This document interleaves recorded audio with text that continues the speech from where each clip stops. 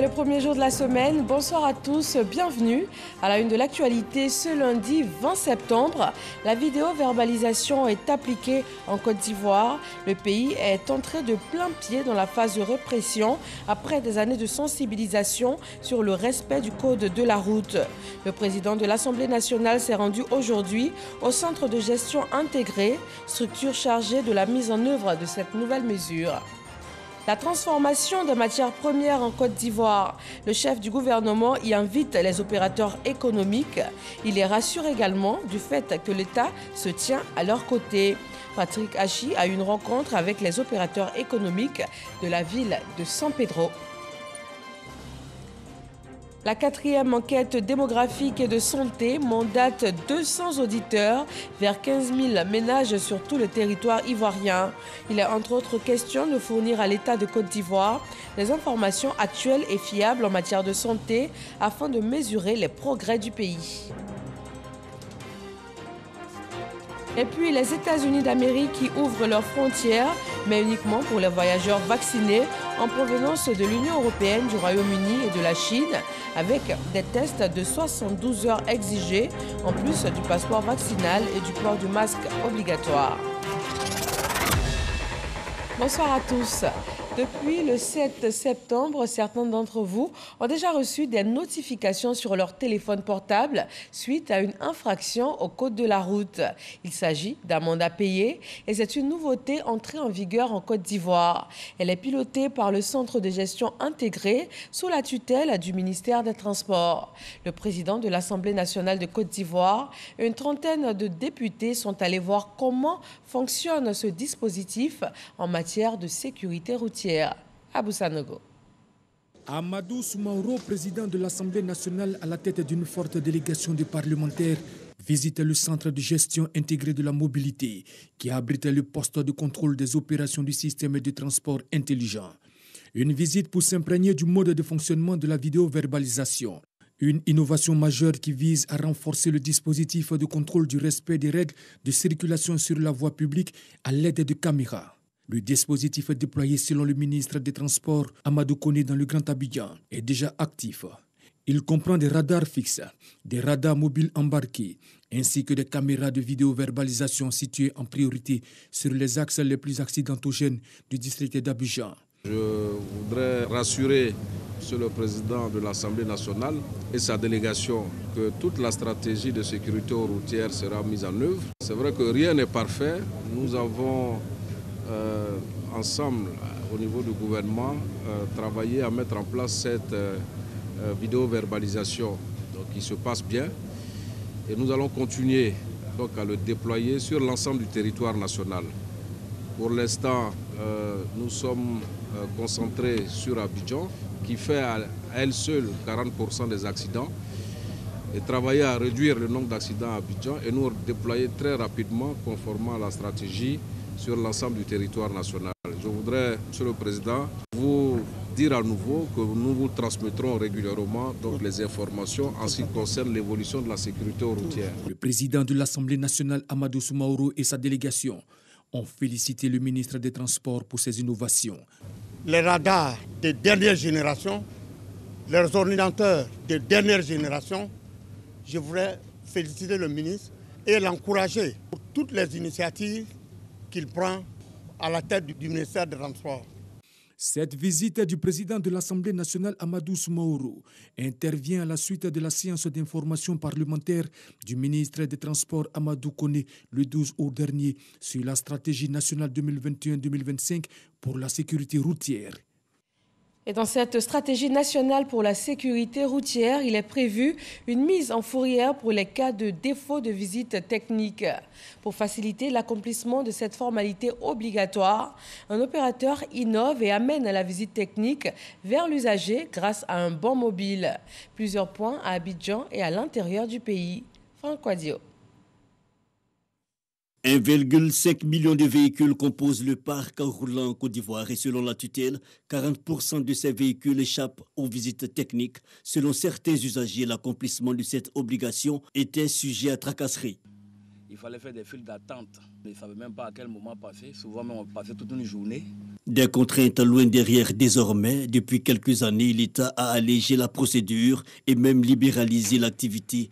Nous sommes à Yopougon, sur l'un des sites exploités par l'un des deux opérateurs chargés du contrôle technique automobile en Côte d'Ivoire. C'est une station mobile. Mayelia Logistique en dispose de 7 à travers le pays. Ils sont traités par jour environ 500 véhicules. Sur l'espace, les opérations sont coordonnées par le chef de station. Lorsque nous avons déjà le contrôleur dans le véhicule et on a un autre contrôleur qui est déjà habilité à voir tout ce qui est défaut sous le véhicule.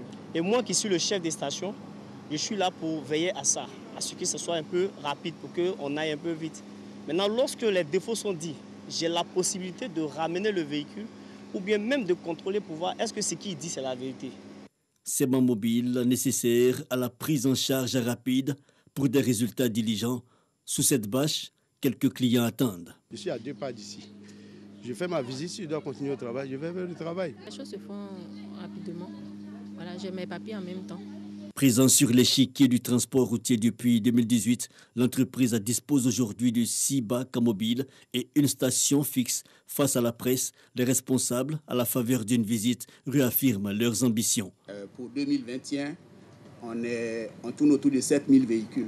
Donc en cumulé, on a à peu près 10 000 inspections. Mayelia a jugé utile de se rapprocher, de vulgariser le contrôle technique en se rapprochant des usagers. Mais nous avons voulu aller au-delà, au-delà même du contrôle technique, qui est juste un pan des questions de sécurité routière pour accompagner notre gouvernement, pour accompagner le ministère des Transports. Formation au code et autres métiers de la route à l'attention de tous les usagers. Des chantiers à venir du groupe qui annonce pour bientôt la mise en place du projet Mayelia Academy. L'idée est de contribuer aux efforts des autorités pour un secteur routier assaini et responsable. À son arrivée à San Pedro, le Premier ministre Patrick Hachi s'est rendu à la place Saint-Pierre où l'attendaient les chefs traditionnels. Après la prise de cola, moment symbolique, le chef du gouvernement a eu des échanges fraternels avec les têtes couronnées. Il leur a transmis le message de remerciement et de paix du chef de l'État. Sam Conan. Juste après son arrivée à l'aéroport de San Pedro, le Premier ministre Patrick Hachi s'est dirigé à la place Saint-Pierre pour y rencontrer les chefs venus de tout le district du Bas-Sassandra. Une rencontre fraternelle qui a débuté par la traditionnelle prise de cola, signe d'hospitalité en pays Kroumen. Les chefs traditionnels, venus très nombreux et habillés en tenue d'apparat, savent que le Premier ministre Patrick Hachi est porteur de bonnes nouvelles. Il faut dire que c'est un grand jour. Si vous voyez l'ensemble des chefs venus d'un peu de partout, réunis ce jour ici dans leur apparat de chef, il faut dire que c'est parce que nous sommes animés par une joie immense. La joie est là, elle est fortement là. Le Premier ministre, après avoir transmis les salutations du chef de l'État, a livré le message de paix du président Alassane Ouattara aux têtes couronnées. Les premières choses qui sont venues remettre en cause le développement fulgurant que le père de la nation avait impulsé dans ce pays, c'est l'instabilité, les troubles sociaux, politico-militaires. C'est le message que j'étais venu vous donner de la part du chef de l'État, un message de remerciement, un message de félicitations, un message d'encouragement pour les efforts que vous faites chaque jour et de vous dire qu'il compte sur vous.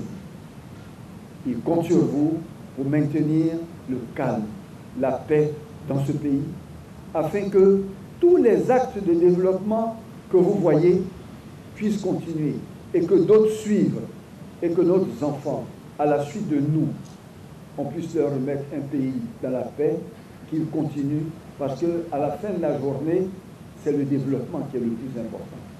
Après la cérémonie des prises de cola et les échanges avec la chefferie traditionnelle, le Premier ministre Patrick Hachi est allé lancer les travaux du renforcement de la côtière. Une visite à San Pedro qui a également permis au Premier ministre d'échanger avec les opérateurs économiques de la deuxième ville portuaire et économique de Côte d'Ivoire. Le challenge de la transformation des matières premières a été évoqué. Sam Conan. Salle des fêtes de la mairie de San Pedro. Le Premier ministre Patrick Kachi échange avec le secteur privé. La place du secteur privé dans la vision 2030 au cœur de ces échanges. Pour Patrick Kachi, l'atteinte des objectifs de 2030 passe par la transformation de nos matières premières. Et le secteur privé doit y jouer un grand rôle. C'est-à-dire que toute la valeur ajoutée de nos matières premières se trouve à l'extérieur. Et nous qui faisons la tâche la plus pénible de production, c'est les biens. L'enjeu de la transformation, je dirais, première ou seconde, il n'y a aucune autre alternative. La transformation industrielle ne peut se faire qu'avec une agriculture moderne, souligne Patrick Kachi. Pour y arriver, le chef du gouvernement souhaite une nouvelle relation État-secteur privé. Mais ce qui est rassurant, quand on a fini de dire ça, c'est que le potentiel est immense. Et que les gisements de création et de développement pour le secteur public comme pour l'État sont sans limite. Il y a des sites touristiques fabuleux, naturels. Ce qui reste à faire, c'est que la main dans la main, dans une nouvelle relation d'intérêt mutuel commun et bien comprise, pour aller à une vitesse beaucoup plus grande que celle qu'on connaît. Et je pense que c'est le message que je voulais laisser, en disant que tout ce que vous avez dit là, et tout ce que vous avez relevé comme contraintes, sont contenus dans les diagnostics, je dirais, de la vision 2030, et sont celles auxquelles nous avons l'intention de nous attaquer dans les prochaines semaines et les prochains mois, ensemble, avec vous. Le Premier ministre Patrick Kachi rassure les opérateurs économiques. Il veut être informé de tout obstacle afin de le régler le plus rapidement possible. Quelle politique pour l'atteinte des objectifs du plan stratégique Côte d'Ivoire 2030?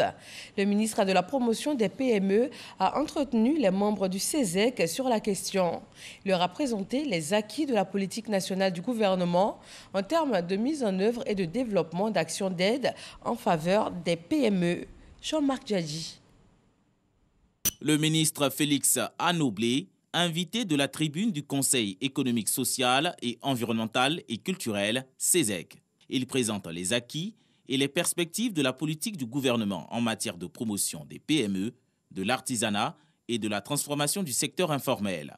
Le financement des entrepreneurs et micro-entreprises à hauteur de plus de 150 milliards de francs CFA, l'adoption de lois pour leur accès au marché public sont entre autres les résultats de son département ministériel. Face aux interrogations des membres du CESEC sur la légalisation du secteur informel, le ministre Félix Anoblé a relevé les projets de l'État en termes d'encadrement et de suivi de ces 15 000 micro-entreprises. L'État de Côte d'Ivoire a pris conscience qu'il n'y a que lui qui peut accompagner avec les ressources publiques dans un certain nombre de domaines son industrie locale et faire en sorte que la petite transformation passe à la moyenne transformation et puisse devenir demain la grande transformation et reprendre en main donc toute notre économie. Des mesures d'allègement fiscal sont en cours pour soutenir toutes ces PME. Toutes les autres fiscalités ont été mises à côté. Ils ont un seul impôt à payer, 2,5%. Que ce soit donc au niveau de la fiscalité locale, que nous appelons donc la taxe d'entrepreneur des collectivités TEC, ou la taxe d'entrepreneur donc d'État TEE, pour les entreprises qui sont dans donc une frange de fiscalité de 1 franc à 50 millions. Au nom des membres du CESEC, le président Eugène Aka Aolé a félicité l'invité et relevé l'importance de l'entrepreneuriat. Sur le thème du jour, il exhorte le micro-entrepreneur ivoirien à un changement de mentalité. Si hier, nous disions que le développement de ce pays repose sur l'agriculture, aujourd'hui, je crois que le moment est venu pour ajouter que le développement de ce pays doit reposer à titre principal sur l'entrepreneuriat. Il faut que cet Ivoirien nouveau, que le président a appelé de tous ses voeux, voit le jour. L'Ivoirien nouveau, c'est celui qui doit s'approprier de ces bonnes mesures qui sont prises. Le président de la Chambre des métiers de Côte d'Ivoire sera le prochain invité de cet énième forum du Conseil économique, social et environnemental et culturel, CESEC. Développement des PME ivoiriennes, accompagnement du secteur informel, construction d'infrastructures, autant de domaines pris en compte dans le plan national de développement exécuté par le gouvernement ivoirien. Et pour rendre toutes ces actions plus efficaces, il faut à l'État des informations actuelles et fiables. La 4e enquête démographique et de santé est donc ouverte. 15 000 ménages sont concernés. C'est Forazegui. Pour répondre aux besoins en données statistiques afin de planifier, suivre et évaluer les programmes de santé en Côte d'Ivoire, la 4e enquête démographique et de santé a été lancée ce jour. La Côte d'Ivoire sortant d'une décennie de crise, avec ses conséquences multiformes, notamment sur le système de santé, avait besoin d'informations fiables et à jour pour orienter la politique gouvernementale en matière de santé. C'est pour cette raison que le pays a réalisé la 3e enquête démographique et de santé. Au cours donc des années 2011-2012, 13 ans après la dernière du genre datant de 1999. 15 000 ménages sélectionnés pour cette opération qui est financée par l'État de Côte d'Ivoire et ses partenaires à plus de 4 milliards de francs CFA. L'assistance technique financée par le gouvernement américain a contribué à renforcer le système statistique national et les capacités de l'Institut national de statistique. Collecter, traiter, analyser, publier et utiliser des données de qualité fiables, actualisées pour la planification et le suivi des programmes de santé. Les 200 agents sélectionnés pour effectuer le travail seront déployés dès ce mardi sur le terrain. Lorsque nous aurons les résultats, nous allons mettre en place un dispositif d'enquête régulier. Pratiquement chaque année, nous allons prendre les dispositions pour actualiser les informations, pour que ça puisse servir à la fois mener la politique sanitaire, mais également d'autres politiques pour l'atteinte des objectifs de développement durable. Nialé Kaba dit vouloir compter sur le professionnalisme et la disponibilité des auditeurs. Avec le ministre de la Santé, de l'Hygiène publique et de la couverture maladie universelle, elle exhorte les élus locaux et les populations à réserver un bon accueil aux agents de l'Institut national de la statistique. Et comme chaque soir, nous vous proposons maintenant de voir le point de la maladie à coronavirus en Côte d'Ivoire.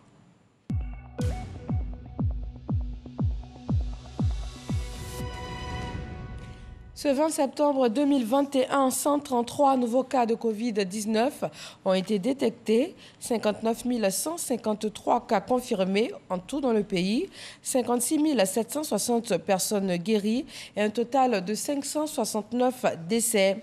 À la date du 1er mars au 19 septembre 2021, 1 775 036 personnes ont été vaccinées.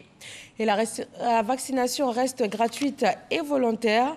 L'État de Côte d'Ivoire vient de recevoir plus de 35 000 doses d'AstraZeneca de l'État d'Islande en renfort au dispositif vaccinal en place. Jean-Marc Djadji. 35 700 doses de vaccins anti-Covid AstraZeneca mises à la disposition de l'État de Côte d'Ivoire. Ce don de l'État d'Islande est réceptionné par le ministre de la Santé Pierre Demba, accompagné des agents de l'UNICEF.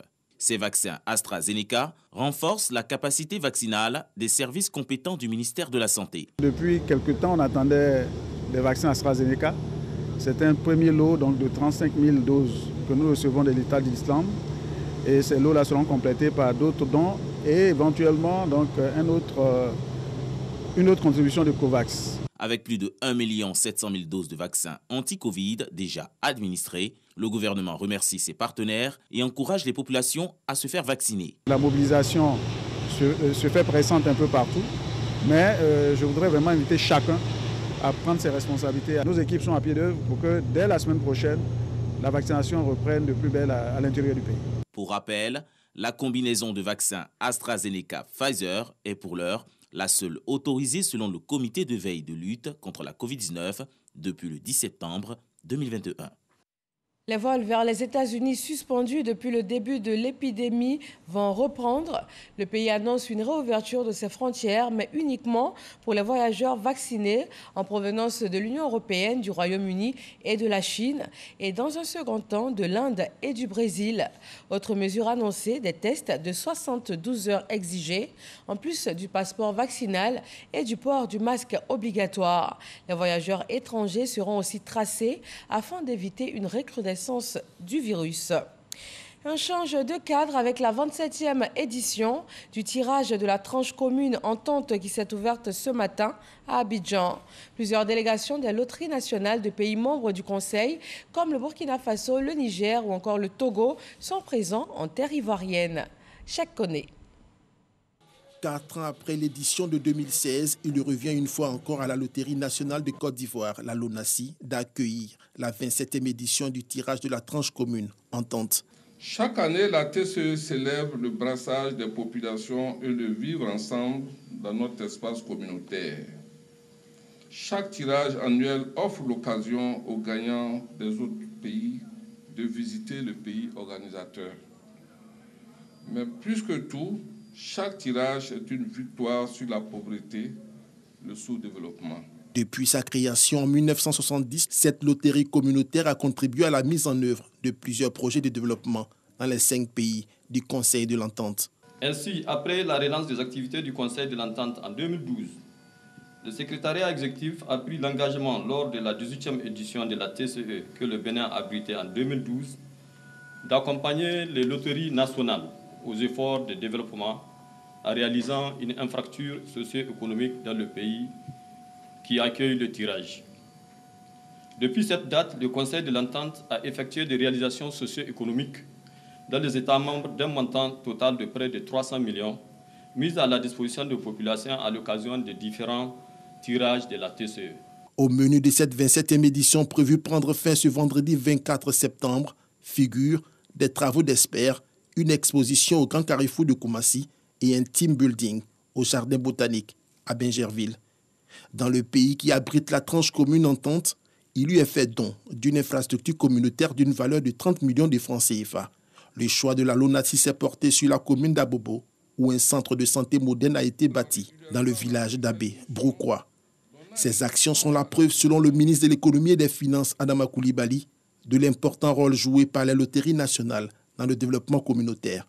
Au-delà de l'organisation des jeux et de la rétribution des gagnants, les loteries nationales constituent des leviers très importants dont dispose le gouvernement dans la lutte contre la pauvreté, étant entendu qu'elles contribuent notamment à la mobilisation de l'épargne volontaire en vue d'une redistribution directe et indirecte. La 27e édition de la tranche commune Entente enregistre une innovation de taille, la mise sur pied d'un concours en faveur des jeunes et des femmes dotés d'une enveloppe de 30 millions de francs CFA pour le financement des 6 meilleurs projets. La semaine du Hub franco-ivoirien pour l'éducation marque la rentrée académique de l'Institut national polytechnique Félix Houphouët-Boigny de Yamoussoukro. Pour le cours inaugural, le ministre de l'Enseignement supérieur et de la Recherche scientifique a revêtu sa toge de professeur. Kader Sogodogo. Le ministre de l'Enseignement supérieur et de la Recherche scientifique, Adama Diawara, a revêtu sa toge de professeur. À l'Institut national polytechnique Félix Houphouët-Boigny de Yamoussoukro, qui effectue sa rentrée officielle, le ministre dispense un cours inaugural portant sur la mécanique du point. Nous sommes bel et bien en physique. Le type de coordonnées qu'on va utiliser va dépendre du type de mouvement qu'on étudie. Si vous étudiez un mouvement, par exemple, dans un plan, il est plus simple d'utiliser les coordonnées cartésiennes. Cette rentrée couplée avec le lancement de la semaine du Hub franco-ivoirien se veut un condensé de la vision d'excellence qui tient à cœur à la communauté INPHB.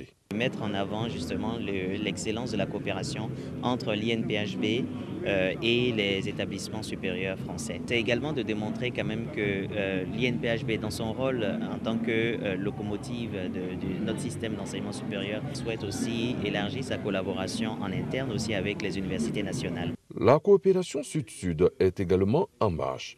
Le Sénégal est à l'école ivoirienne. Nous sommes là pour la mobilité, pour faire du benchmarking, pour voir ce qui se passe réellement, essayer de prendre les bonnes pratiques pour les appliquer là-bas et essayer de signer une convention entre l'Université Amadou Mahtar Mbow du Sénégal et l'INPHB de Yamoussoukro. L'INPHB est un modèle pour la tutelle qui annonce la rentrée pour les autres universités et grandes écoles du pays pour le 18 octobre 2021. Le lundi 18 octobre 2021, toutes les universités publiques, toutes les universités et grandes écoles privées feront leur rentrée académique. Alors, cela va dénoter de la régularisation de nos années académiques, malgré le contexte de Covid-19, pour faire en sorte que nos années se régularisent. Dieu merci, nous sommes sur cette voie de régularisation. L'INPHB, c'est le fleuron de notre système d'enseignement supérieur. C'est la locomotive. Donc, les autres structures d'enseignement supérieur, notamment les universités publiques, doivent prendre exemple sur l'INPHB et nous ferons en sorte que cela soit le cas. Cette année, sur 7000 postulants, ils sont 670 nouveaux bacheliers qui accèdent à l'Institut national polytechnique Félix Houphouët-Boigny de Yamoussoukro. Une nouvelle aventure commence pour eux. Ils le savent. Rigueur, travail et excellence seront leurs maîtres mots. Culture de l'excellence également à Dibri Asrikro, dans le département de Sakassou. 100 récipiendaires, écoliers et élèves de cette sous-préfecture ont été primés pour leurs excellents résultats durant l'année scolaire écoulée. Le point de Léandro. Rentrée scolaire sans difficulté pour ces écoliers et élèves de la sous-préfecture de Dibri Asrikro, département de Sakassou. 100 au total, ils reçoivent le prix d'excellence composé pour chacun d'un diplôme d'honneur et d'un kit scolaire complet. Avec le kit que je viens de recevoir, je vais encore bien étudier pour avoir encore des meilleurs résultats. J'invite mes amis à faire comme moi. Ces lauréats du prix d'excellence de Dibri Asrikro ont terminé l'année scolaire 2020-2021 étant classés premier ou deuxième des niveaux CP1 à la troisième avec une moyenne comprise entre 14 et 18 sur 20. Des résultats scolaires encouragés par des cadres avec le soutien du conseiller technique du président de la République. Le prix d'excellence, c'est pour encourager les enfants à aller à l'école. Il faut encourager les enfants à travailler. Dans la sous-préfecture, je pense que si on encourage ces enfants, on aura de grands cadres. J'ai promis de revenir parce que je serai le parrain à vie. Nous allons donner des bourses aux enfants d'aller étudier ailleurs, pour donner les chances, pour encourager les enfants à travailler. Nous allons les encourager pour aller à l'école, pour honorer la première dame, Maman Dominique Ouattara. Parce qu'elle lutte contre le travail des enfants dans les plantations. Aussi évoquée par Lassina Ouattara, la lutte contre la Covid-19 et la dynamique de développement du chef de l'État. Le conseiller technique appelle à la vaccination et au soutien au président de la République, avec à la clé les efforts de ce dernier, puis remet 2 millions de francs CFA, dont du président Alassane Ouattara, aux populations. Bitumage de voies, désenclavement de villages, infrastructures scolaires et sanitaires à Gonda, dans la région des Grands Lacs. On remercie l'État de Côte d'Ivoire pour ses nombreuses actions de développement et on spécifie également les attentes. Moussa Konaté. Échange entre les cadres du Grand Centre et les populations d'Angonda. Les responsables des mutuelles des 14 villages de cette sous-préfecture dans le département de Toumoudi sont venus exprimer leur reconnaissance au chef de l'État Alassane Ouattara pour ses actions de développement dans la localité. Les travaux de bitumage de la route qui mène dans les différents villages en passant par Agbansou et Akwekwadjokro jusqu'au chef-lieu de sous-préfecture Angonda, route dont la première pierre a été posée le 25 février 2021. Les travaux de bitumage de cette voie sont en cours de réalisation. C'est une très bonne chose. Et les populations au nom desquelles je me tiens devant vous nourrissent le grand espoir qu'ils connaissent une bonne fin d'exécution et ce, dans les délais prescrits. Bitumage de voies, désenclavement de certains villages, des réalisations dont se réjouissent les populations d'Angonda. La démarche est bien accueillie par l'ensemble des cadres du Grand Centre, avec à leur tête Amédé Kofi Kouakou, président de l'association des cadres du Centre pour le développement. Lorsque le président de la République, le président Alassane Ouattara, était encore président du RDR, il a fait une visite à Angonda. Et les chefs et les mutuelles l'ont reçu et ils lui ont donné une chaise royale, disant qu'il lui prédisait un avenir de président de la République. Et c'est ce qui est arrivé. Au moment où il visait la présidence, il s'est déplacé pour aller les voir. Leur souhait, c'était qu'ils fassent leur route. Aujourd'hui, leur route est en train d'être faite. Ils ne peuvent pas donc rester insensibles à cela. Et donc, ils sont venus pour que nous soyons les vecteurs, Madame la ministre, gouverneur du district autonome des Lacs et moi-même, ainsi que tous les cadres, pour que nous puissions donc traduire leur reconnaissance à Monsieur le Premier ministre, qui a autorisé donc ce projet avec le président. Le ministre Amédée Kofi Kouakou invite également les populations du Grand Centre à la cohésion et à l'union autour du président de la République afin de poursuivre les projets de développement. Tout juste après ce journal, retrouvez Delphine Blas dans votre magazine La Côte d'Ivoire en marche. Il est consacré ce soir à l'administration du territoire, à la sécurité et à la protection civile.